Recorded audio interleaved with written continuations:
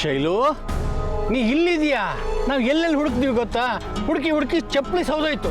ಬೆಟ್ಟ, ರಾಕ್ಷಸ, ಸಾವು. ಭಾವ, ಏನಮ್ಮ, ಏನು ಮಾತಾಡ್ತಾ ಇದೀಯ ನೀನು? ಎಲ್ಲಿ ಹೋದೆ ಅಂತ ಹುಡ್ಕೊಂಡು ಬರ್ತಾ ಇದ್ರೆ ನೀನು ಏನೇನೋ ಹೇಳ್ತಾ ಇದೆಯಲ್ಲ. ಗಾಳಿ, ರಾಕ್ಷಸ, ಉಗುರು. ಪಂಕಜ, ಇವಳು ಕೆಳಗಡೆ ಬಿದ್ಲಲ್ಲ, ಆಗ ಇವಳು ತಲೆ ಬಂಡೆ ಕಲ್ಗೆ ಬಡ್ದಿದೆ. ಇವಳು ತಲೆ ಕೆಟ್ಟೋಗಿದೆ, ಅದಕ್ಕೆ ಏನೇನೋ ಮಾತಾಡ್ತಾ ಇದ್ದಾಳೆ. ಏನಾಯ್ತಮ್ಮ? ನಾನು ಕೆಳಗೆ ಬಿದ್ನ, ಒಬ್ಬ ರಾಕ್ಷಸ ನನ್ನ ಕೊಲ್ಲಕ್ಕೆ ಬಂದ. ನಾನೇ ಅವನ್ನ ಕೊಂದು ಹಾಕ್ಬಿಟ್ಟೆ. ನೀನು? ಪಂಕಜ, ನಾನು ಹೇಳಿದ್ದು ನಿಜ. ಇವಳು ತಲೆಗೆ ಪೆಟ್ಟು ಬಿದ್ದಿದೆ, ಅದಕ್ಕೆ ಏನೇನೋ ಮಾತಾಡ್ತಾ ಇದ್ದಾಳೆ. ಬಾಮ್ಮ, ಬೇಗ ನಮ್ಮ ಊರಿಗೆ ಹೋಗೋಣ ಬಾ. ಇಲ್ಲ, ನಾನು ಗೆಲ್ಗೂ ಬರೋದಿಲ್ಲ. ಇದೇ ನನ್ನೂರು, ಇದೇ ನನ್ನ ಜಾಗ. ಅಲ್ಲಮ್ಮ, ಆ ಮನೆ ಏನೋ ಮಾಯಾ ಅರಮನೆ ಅಂದಿಯಲ್ಲ ನೀನೇ. ಅದು ನನ್ನ ಮನೆ, ನನ್ನ ಅರಮನೆ ಅನ್ನಿಸ್ತಾ ಇದೆ.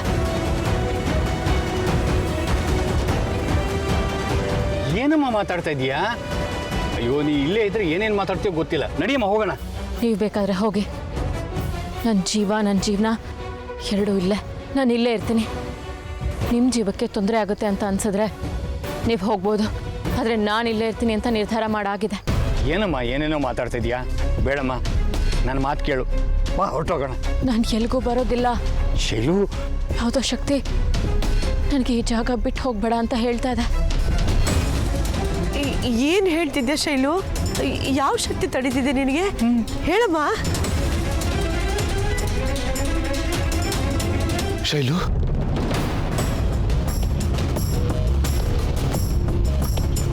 ಶೈಲು ಅಲ್ಲ, ಶಿವಾನಿ.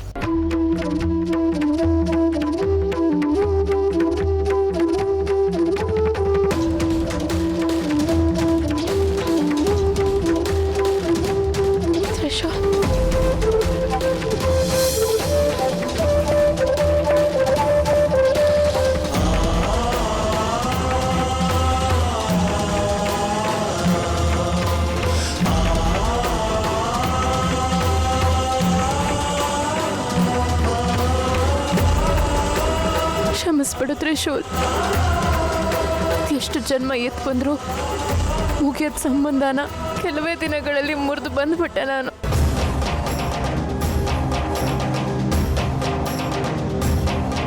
ಆದರೆ ಈಗ ಗೊತ್ತಾಗ್ತದೆ ಮುಗಿದೇ ಇರೋದನ್ನ ಮುರಿಯೋದಕ್ಕಾಗಲ್ಲ ಅಂತ. ಪಂಕಜ, ಇದ್ಯಾವ ಸಂಬಂಧನೇ? ನನಗೂ ಗೊತ್ತಾಗ್ತಿಲ್ಲ ರೀ. ನನ್ನ ಕ್ಷಮಿಸ್ತೀಯ ತ್ರಿಶೂಲ್? ಕ್ಷಮಿಸಿ ನನ್ನನ್ನು ನಮ್ಮ ಮನೆಗೆ ಕರ್ಕೊಂಡು ಹೋಗ್ತೀಯಾ?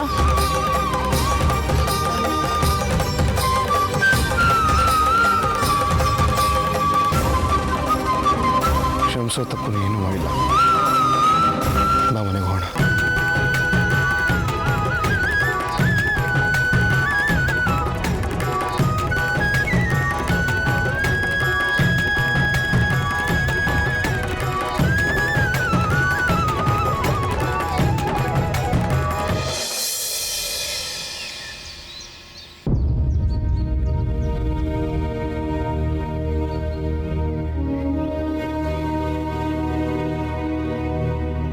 ಯಾಕ್ರಿ ಯಾವಾಗಲೂ ಒಬ್ಬೊಬ್ರು ನಿಂತ್ಕೊಂಡು ಏನೋ ಯೋಚನೆ ಮಾಡ್ತಾ ಇರ್ತೀರಾ?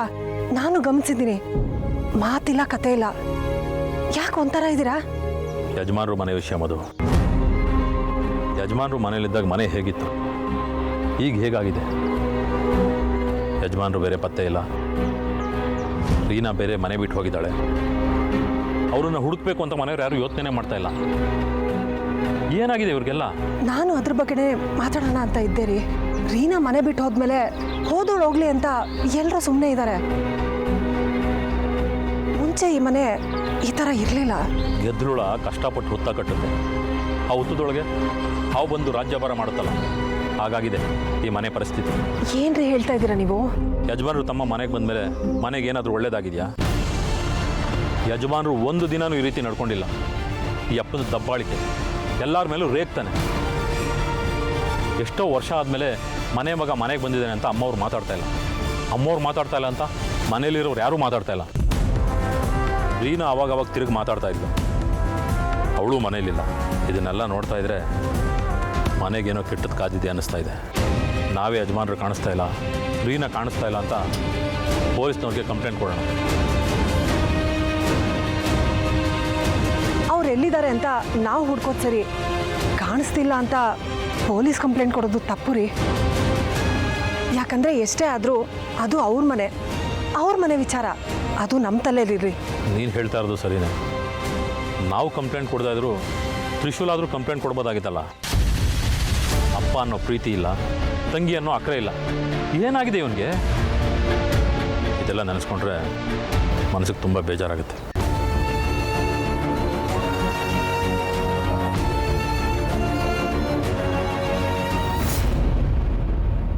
ಅಲ್ಲ, ಏನು ಕತೆ ಇವ್ರದ್ದು? ರಾತ್ರಿ ನೋಡಿದ್ರೆ ಶಿವಾನೇ ಇಲ್ಲ, ಅವ್ರ ಅತ್ತೆ ಮಾವನೂ ಕಾಣಿಸ್ತಾ ಇಲ್ಲ. ನೋಡ್ಕೊಂಡು ಬರ್ತೀನಿ ಅಂತ ಹೋದ ತ್ರಿಶೂಲ್ ಇನ್ನೂ ಬಂದೇ ಇಲ್ಲ. ಫೋನ್ ಮಾಡಿದ್ರೆ ಫೋನ್ ಎತ್ತಾ ಇಲ್ಲ. ಏನು ನಡೀತಾ ಇದೆ ಇಲ್ಲಿ? ನಾನು ನಿಮಗೆ ಆವತ್ತೇ ಹೇಳಿದ್ದೆ, ಅವಳು ನಿಜವಾದ ಶಿವಾನಿ ಅಲ್ಲ ಅಂತ. ಅವಳು ನಿಜವಾದ ಶಿವಾನಿ ಆಗಿದ್ದರೆ ಈ ಮನೆ ಸೊಸೆ ಥರ ನಡ್ಕೊಳ್ತಾ ಇದ್ಲು. ಆದರೆ ಇವಳು ಈ ಮನೆನ ಕಸದ ಥರ ನೋಡ್ತಿದ್ದಾಳೆ. ಅಲ್ಲ ಚಿಕ್ಕಬಾಬಾಜಿ, ಶಿವಾನಿ ಹೋಗಿರೋಳು ಮತ್ತೆ ವಾಪಸ್ ಬರಲ್ಲ ಅಂತೀರಾ? ಬರಲ್ಲ.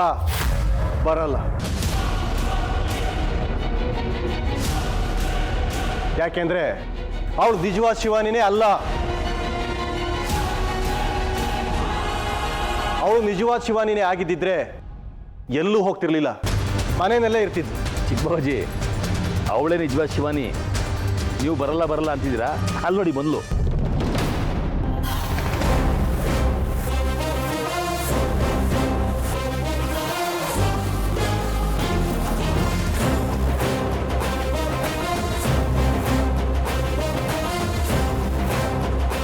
ನಿಮ್ಮಿಬ್ಬರ ಮಧ್ಯೆ ಏನಾದರೂ ಸಮಸ್ಯೆ ಇದೆಯಾ? ನೀನು ಮನೆಯಿಂದ ಆಚೆ ಹೋಗಿರೋ ವಿಷಯ ತ್ರಿಶೂಲಿಗೆ ಗೊತ್ತೇ ಇಲ್ಲ. ಅವನು ಬಂದಿಲ್ಲಿ ಶಿವಾನಿಯಲ್ಲಿ ಅಂತ ಗಲಾಟೆ ಮಾಡ್ತಾ ಇದ್ದಾನೆ. ಆಮೇಲೆ ನಿನ್ನ ಜೊತೆಗಿದ್ದ ನಿನ್ನ ಅತ್ತೆ ಮಾವ ಕೂಡ ಕಾಣ್ತಾ ಇಲ್ಲ. ಏನಿದೆಲ್ಲ? ತ್ರಿಶೂಲ್, ಮಾತಾಡು. ಇವಳ ಹತ್ರ ಮಾತಾಡಿ ಏನೂ ಪ್ರಯೋಜನ ಇಲ್ಲ. ಇದಕ್ಕೆ ನೀನೇ ಉತ್ತರ ಕೊಡು. ಏನು ಸಮಸ್ಯೆ ಅಂತ ಹೇಳೋ. ಏನಾದರೂ ಸಮಸ್ಯೆ ಇದ್ರೆ ಬಗೆಹರಿಸೋಣ. ಈಗಾಗಲೇ ಬೇಕಾದಷ್ಟು ಸಂಕಟ ನೋವು ಅನುಭವಿಸಿದ್ದೀವಿ. ಅದ್ರ ಮಧ್ಯೆ ಈಗ ನೀವಿಬ್ರು ದೂರ ಇದ್ದು ಸಮಸ್ಯೆ ಮಾಡ್ಕೊಂಡ್ಬಿಟ್ರೆ ಅದನ್ನು ಸಹಿಸ್ಕೊಳ್ಳೋ ಶಕ್ತಿ ನಮಗೆಲ್ಲ ಇಲ್ಲ ಕಣೋ.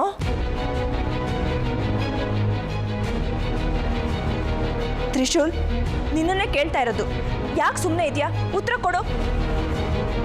ಅಮ್ಮ, ತ್ರಿಶೂಲ್ನ ಯಾಕೆ ಬೈತಾ ಇದ್ದೀರಾ? ನನ್ನ ತ್ರಿಶೂಲ್ ಮಧ್ಯೆ ಯಾವ ಸಮಸ್ಯೆನೂ ಇಲ್ಲ.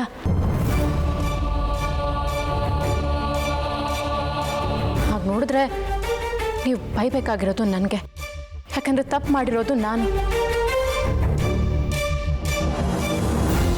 ಪಾಪ ತ್ರಿಶೂಲ್ ತಪ್ಪು ಮಾಡೋದಿರಲಿ, ಅದ್ರ ಬಗ್ಗೆ ಯೋಚನೆನೂ ಮಾಡಲ್ಲ. ಸರಿ, ಹಾಗಾದ್ರೆ ಎಲ್ಲಿ ಹೋಗಿದ್ರಿ ಮೊದಲು ಅದನ್ನೇ ಹೇಳಿ. ಅದು ರಾತ್ರಿ ಕಾಡು ಮಲ್ಲೇಶ್ವರನ ದೇವಸ್ಥಾನದಲ್ಲಿ ಪೂಜೆ ಇತ್ತು. ನೆನ್ನೆ ಬೇರೆ ತುಂಬ ವಿಶೇಷವಾದ ದಿನ ಅಂತೆ. ಅಲ್ಲಿಗೆ ಹೋಗಿ ಮಧ್ಯರಾತ್ರಿ ಪೂಜೆ ಮಾಡಿದ್ರೆ ಗಂಡನ ಆರೋಗ್ಯಕ್ಕೆ ತುಂಬ ಒಳ್ಳೇದು ಅಂತ ಯಾರೋ ಹೇಳಿದ್ರಂತೆ. ಶಿವಾನಿ ಅದನ್ನು ನಂಬ್ಕೊಂಡು ಪಾಪ ಹೋಗಿ ಪೂಜೆ ಮಾಡಿಸ್ತಾ ಇದ್ಲು. ನನಗೂ ಎಲ್ಲೋಗಿದ್ದಲ್ಲ ಗೊತ್ತಿರಲಿಲ್ಲ. ಆಮೇಲೆ ಹೇಗೋ ತಿಳ್ಕೊಂಡು ಹೋಗಿ ನೋಡಿದ್ರೆ ಭಕ್ತಿಯಿಂದ ಕೂತ್ಕೊಂಡು ಪೂಜೆ ಮಾಡ್ತಾಳೆ. ಆಮೇಲೆ ಬಾಮ್ಮ ಅಂತ ಪೂಜೆ ಮುಗಿಸ್ಕೊಂಡು ಕರ್ಕೊಂಡು ಬಂದೆ ವಾಪಸ್ಸು. ತ್ರಿಶೂಲ್, ನೀನೇನೇನೋ ಹೇಳಿ ನಮ್ಮನ್ನ ದಿಕ್ಕು ತಪ್ಪಿಸ್ಬೇಡ. ನಿನ್ನ ಮಾತುಗಳ ಮೇಲೆ ನನಗೆ ನಂಬಿಕೆ ಇಲ್ಲ. ತಪ್ಪು ಮೇಲೆ ತಪ್ಪು ಮಾಡ್ತಾ ಇದೆಯಾ ನೀನು?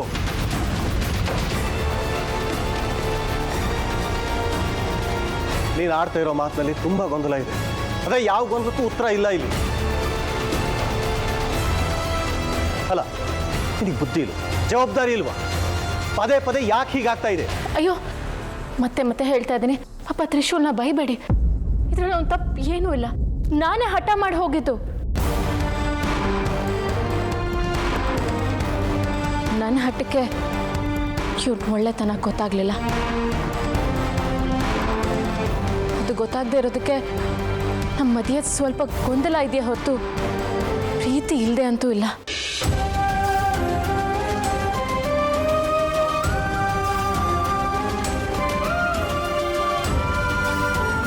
ನಮ್ಮ ಪ್ರೀತಿ ಇವತ್ತು ನೆನ್ನೆದಲ್ಲ, ಜನ್ಮ ಜನ್ಮಾಂತರದ್ದು.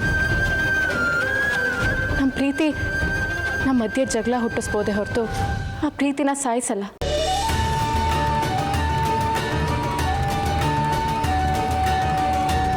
ನಾನು ನನ್ನ ಹಠಕ್ಕೆ ಬಿದ್ದು ತ್ರಿಶೂಲ್ ಜೊತೆ ಒಂದೊಂದು ಸಲ ಜಗಳ ಆಡಿದ್ದೀನಿ ಹೊರತು ಅವನ ಪಾಪ ಈ ಕ್ಷಣದವರೆಗೂ ತಪ್ಪೇ ಮಾಡಿಲ್ಲ.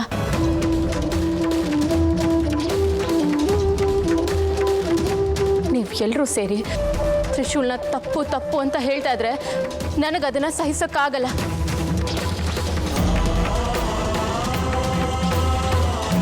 ನನಗೇನು ಬೇಕಾದರೂ ಹೇಳಿ, ಬೈರಿ, ಆದರೆ ನನ್ನ ಗಂಡನ ಬಗ್ಗೆ ಏನೂ ಹೇಳಬೇಡಿ.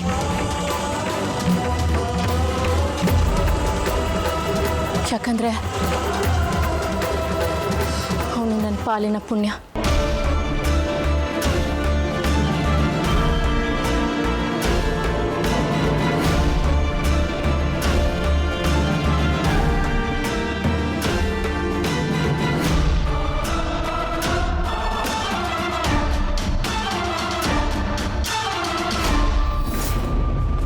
ಮನೆ ಬಿಟ್ಟು ತೊಲಗುಡ್ಲು ನಮಗಿನ್ ಸಮಸ್ಯೆ ಇಲ್ಲ ಅಂತ ಸಂತೋಷ ಪಡ್ತಾ ಇದ್ರೆ ಅವಳು ಮತ್ತೆ ಮತ್ತೆ ತಿರುಗಿ ಬರ್ತಾ ಇದ್ದಾಳೆ. ಅವಳ ಸಮಸ್ಯೆಗೆ ನಾವು ಶಾಶ್ವತವಾದ ಪರಿಹಾರನ ಕಂಡುಕೋಬೇಕು. ನಿಜ, ಅವಳು ನಮ್ಮ ದಾರಿನಲ್ಲಿ ತೊಡಕಾಗಿ ನಿಂತಿದ್ದಾಳೆ. ಅವಳು ಅಲ್ಲಿಂದ ಹೋಗದು ಹೊರತು ನಮ್ಮ ಯಾವುದೇ ಕೆಲಸದಲ್ಲಿ ಮುಂದಿನ ಹೆಜ್ಜೆ ಇಡೋದಕ್ಕಾಗೋದಿಲ್ಲ. ಹೀಗೆ ಅವಳನ್ನ ಪದೇ ಪದೇ ವಾಪಸ್ ಬರೋದಕ್ಕೆ ಕಾಯ್ತಾ ಇರೋ ಶಕ್ತಿ ಯಾವುದು? ನಮ್ಮನ್ನ ನಮ್ಮ ಗುರಿ ಕಡೆಗೆ ತಲುಪೋಕ್ ಬಿಡದೆ ಕಾಡ್ತಾ ಇರೋ ಸಮಸ್ಯೆ ಯಾವುದು? ಹೀಗೆ ನಾವು ಅವಳ ವಿರುದ್ಧ ಹೋರಾಡೋದೇ ನಮ್ಮ ಜೀವನ ಆದ್ರೆ ನಾವು ನಮ್ಮ ಗುರಿ ತಲುಪೋದು ಯಾವಾಗ? ಒಂದು ಸಾರಿ ಅವಳು ನಮ್ಮ ದಾರಿಯಿಂದ ತೊಲಗಿ ಹೋದ್ಲು ಅಂದ್ರೆ ನಾನು ನಿಮಗೆ ಕೊಟ್ಟಿರೋ ಮಾತಿನ ಪ್ರಕಾರ ಕೃಷ್ಣ ಜೊತೆ ನನ್ನ ಮಗನ ಮದುವೆ ಮಾಡಿಸೋದು ನನ್ನ ಫಸ್ಟ್ ಕಮಿಟ್ಮೆಂಟ್. ನೆಕ್ಸ್ಟ್ ನಾಗಮಣಿಯನ್ನು ಹುಡುಕೋದು. ಆದರೆ ಏನು ಮಾಡಲಿ, ಯಾವ ಕೆಲಸನೂ ಆಗ್ತಾ ಇಲ್ವೇ? ಎಲ್ಲದಕ್ಕೂ ಅಡ್ಡಿ ಹಾಕಿ ಕೂತಿದ್ದಾಳೆ ಇವಳು. ತೊಲಗಿಸ್ಬಿಡೋಣ ಅಷ್ಟೇ. ನಮ್ಮ ದಾರಿಗೆ ಅಡ್ಡ ಬಂದರೆ ದೂರ ಸರಿ ಅಂತ ಹೇಳ್ಬೋದು, ಆದರೆ ನಮ್ಮ ಗುರಿಗೆ ಅಡ್ಡ ಬಂದರೆ ಅವ್ರನ್ನ ತುಂಡು ತುಂಡಾಗಿ ಸೀಳ್ಬಿಡ್ಬೇಕು. ಅವರನ್ನ ನಾವೇ ದೂರ ತಳ್ಳಬೇಕು. ಇದೊಂದು ಬಿಟ್ಟು ನಮ್ಮ ಮುಂದೆ ಬೇರೆ ಯಾವ ದಾರಿನೂ ಇಲ್ಲ ದಿಗ್ವಿಜಯ. ದಾಕ್ಷಾಯಿಣಿ, ಅವಳ ಸಾವಾದ್ರೆ ನನ್ನ ಮದುವೆನೂ ಆಗತ್ತೆ, ನಾಗಮಣಿ ಹುಡುಕೋದು ಸುಲಭ ಆಗತ್ತೆ. ಹೌದು, ಅವಳನ್ನ ಸಾಯಿಸೋದೇ ಸರಿ. ಬೇಡ ಕೃಷ್ಣೆ, ಸದ್ಯಕ್ಕೆ ಆ ಕೆಲಸ ಮಾಡೋದು ಬೇಡ.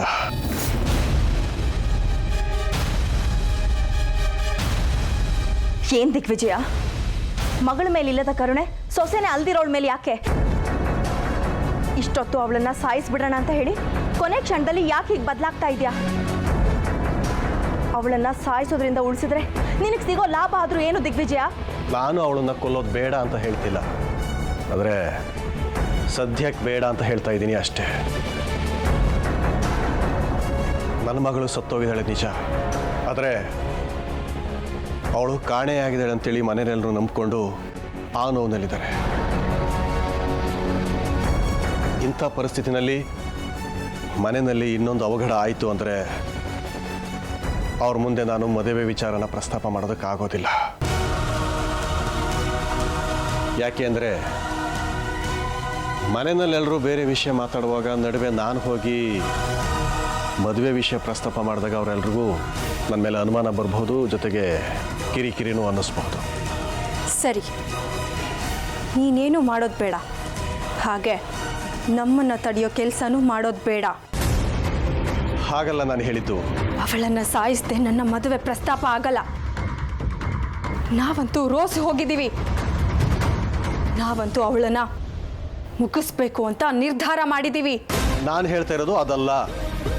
ಯೋಚನೆ ಮಾಡಬೇಡ ದಿಗ್ವಿಜಯ. ಈ ಮನೇಲಿ ಯಾರಿಗೂ ಅನುಮಾನ ಬರ್ತಾ ಇರೋ ಥರ ನಾವು ಅವಳನ್ನು ಸಾಯಿಸ್ತೀವಿ. ನೀನಟ್ಟ ಬರಬೇಡ ಅಷ್ಟೇ.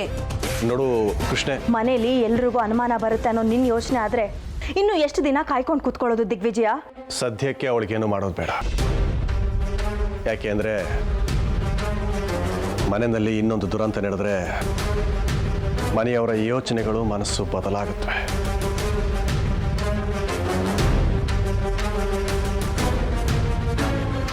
ನೀನು ಹೋಗು. ಅವಳ ವಿಚಾರನ ನಾವು ಯೋಚನೆ ಮಾಡ್ತೀವಿ.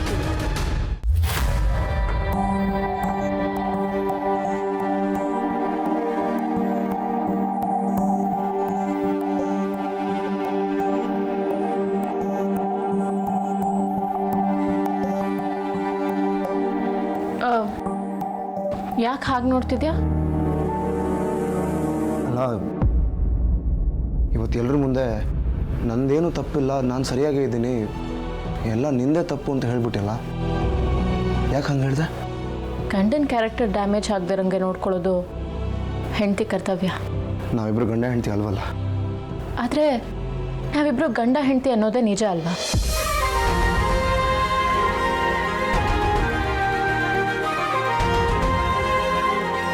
ಅಂದರೆ ಮನೆಯವ್ರ ಕಣ್ಣಿಗೆ ನಾವಿಬ್ರು ಗಂಡ ಹೆಂಡತಿ ಅಲ್ವಾ ಅಂದೆ.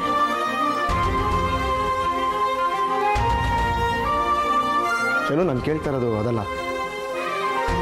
ಇದುವರೆಗೂ ನಂದೇ ತಪ್ಪಿದ್ರು, ಇಲ್ಲ ನಂದೇನು ತಪ್ಪಿಲ್ಲ, ನಾನು ಸರಿಯಾಗೇ ಇದ್ದೀನಿ ಅಂತ ನನ್ನ ಪರವಾಗಿ ನಿಂತಿರೋದು ನನ್ನ ಶಿವಾನಿ ಮಾತ್ರ. ಇವತ್ತು ನೀನು ಎಲ್ಲರ ಮುಂದೆ ಆ ಥರ ಮಾತಾಡ್ಬಿಟ್ಟಿಯಲ್ಲ, ನನಗೆ ನನ್ನ ಶಿವಾನಿನೇ ಮಾತಾಡ್ತಿರೋದು ಅಂತ ಅನಿಸ್ಬಿಡ್ತು.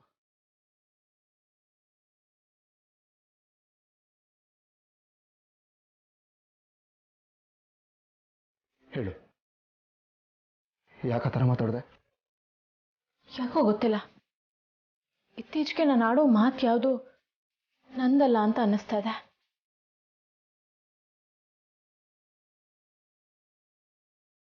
ಮಾತಾಡಲೇಬೇಕು ಅನ್ನೋ ಸಂದರ್ಭ ಬಂದಾಗ ಮನಸ್ಸಲ್ಲೇ ಬೇರೆ ಯೋಚನೆ ಇರುತ್ತೆ, ಅದು ಬೇರೆ ಮಾತಾಗಿ ಹೊರಗಡೆ ಬರುತ್ತೆ. ಆ ಮಾತು ಎಲ್ರಿಗೂ ಇಷ್ಟ ಆಗ್ಬಿಟ್ಟಿರುತ್ತೆ.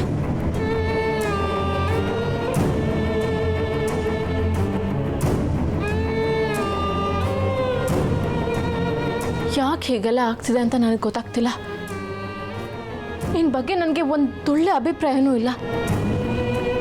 ಆದರೂ ನಾನು ಯಾಕೆ ನಿನ್ನ ಹೊಗಳ್ಬೇಕು? ನಿನ್ನ ಬಗ್ಗೆ ನನ್ನ ಮನಸ್ಸಲ್ಲಿರೋದೇ ಬೇರೆ, ಅದು ಮಾತಾಗಿ ಹೊರಗೆ ಬರೋದೇ ಬೇರೆ ಥರ. ಯಾಕೆ ಹೀಗಾಗ್ತಿದೆ?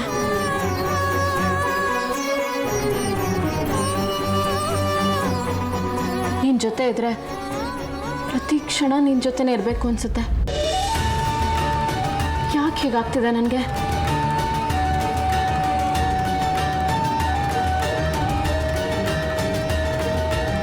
ನೀನು ನಿನ್ನ ಹೆಂಡತಿನ ಅಷ್ಟೊಂದು ಪ್ರೀತಿಸ್ತಿದ್ಯಾ?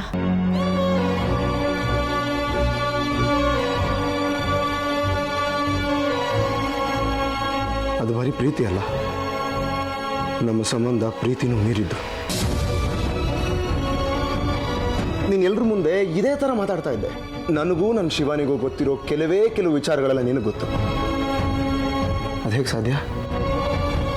ಅಯ್ಯೋ, ಅದೇ ನನಗೂ ಗೊತ್ತಾಗ್ತಿಲ್ಲ. ನಮ್ಮಿಬ್ಬರ ಮಧ್ಯೆ ಏನೂ ಇಲ್ಲ, ಆದರೂ ಯಾಕೋ ಏನೋ ಇದೆ ಅಂತ ಅನ್ನಿಸ್ತಾ ಇದೆಯಲ್ಲ. ಯಾಕೆ ಹೀಗೆ? ಈಗ ನೋಡು, ನಾನು ಆಗ್ಲಿಂದ ನಿನ್ನ ಜೊತೆ ಎಷ್ಟು ತಾಳ್ಮೆಯಿಂದ ಮಾತಾಡಿದೆ. ಶಿವಾನಿನೂ ನಿನ್ನ ಜೊತೆ ಹೀಗೆ ಮಾತಾಡ್ತಾ ಇದ್ಲ.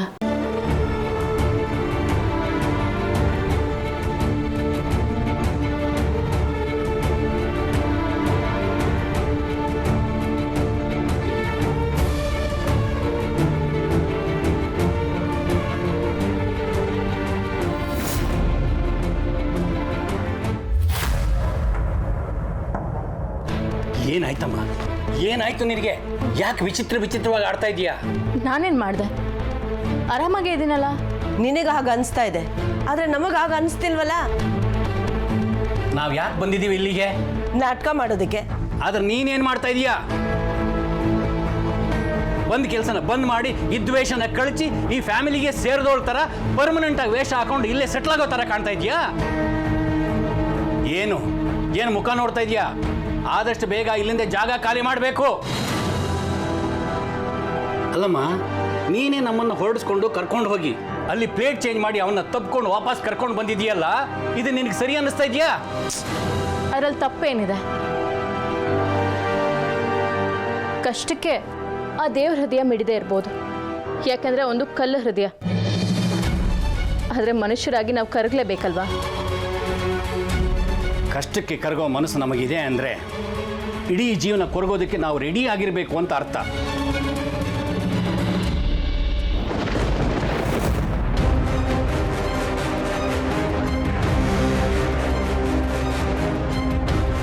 ಇನ್ನೂ ಇಲ್ಲೇ ಇದ್ದೀನ? ಏನಿದು? ನಾನು ಯಾಕೆ ಇನ್ನೂ ಇಲ್ಲೇ ಇದ್ದೇನೆ? ಏನಾಗ್ತಿದೆ ಇಲ್ಲಿ? ಶೈ, ಅಲ್ಲ ನಾನು ಯಾಕೆ ಇವನ ಜೊತೆ ವಾಪಸ್ ಬಂದಿದ್ದೀನಿ? ಈ ಜೀರೋ ಅಂದ್ರೆ ನನಗೆ ಆಗಲ್ಲ. ಸುಮ್ಮನೆ ಕಿರಿಕಿರಿ ಇವನ ಜೊತೆ ಯಾಕೆ ಬಂದಿದ್ದೀನಿ?